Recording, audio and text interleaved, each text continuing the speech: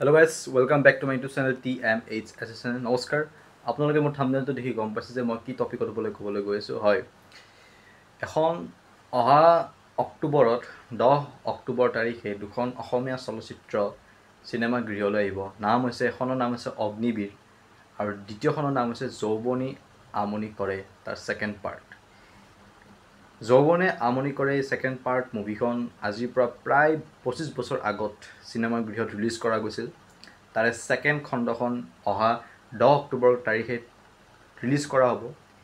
তাৰ পিছত চিনেমা আহিব অগ্নিবীৰ একে সেম তাৰিখতে দুখন অসমীয়া চিনেমা ক্লাছ হ'ব যিখনৰ নাম হৈছে অগ্নিবীৰ আৰু অগ্নিবীৰ এখন একশ্যন থ্ৰিলাৰ কনচেপ্টৰ ফিল্ম হয় এখন ড্ৰামা মুভি হয় য'ত এখন ইমোশনছ একশ্যনছ থাকিব সিকুৱেন্স অলপমান বক্সিং টাইপ থাকিব আৰু এইখন চিনেমা মানে খুব আশাবাদী দৰ্শকসকল কাৰণ এইখনত এখন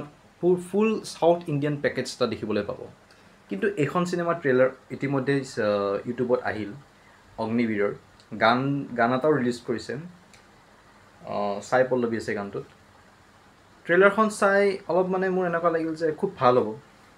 ভালেই হ'ব হিৰো ভিলেন দুটাত খুব টক্কৰ দিব পৰা এটা মানে ফুল ভাল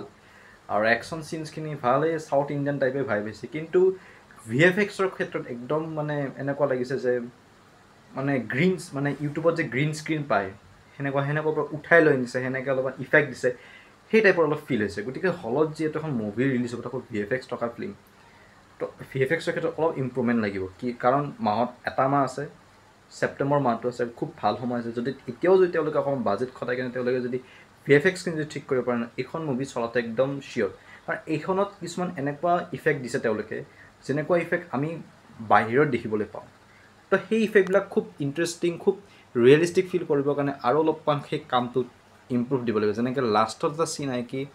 এনেকৈ যে গুলিয়াই দিলে যে মিছাইলটো যাই কিনে যে বম ব্লাষ্ট হৈ যায় সেনেকুৱা এটা মানে চিন এটা আছে খুব ইণ্টাৰেষ্টিং চিন খুব মানে এনেকুৱা 3D টাইপ লাগিব অলপ মানে চালে ফিলটো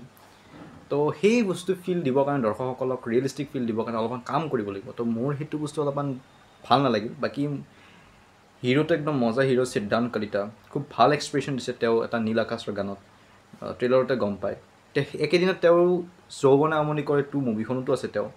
তো তেওঁৰ এটা দিনত তেওঁৰ দুখন চিনেমা ৰিলিজ হ'ব তো তেওঁ খুব লাকি মেন আৰু খুব চাগে নাৰ্ভাছো আছে তেওঁ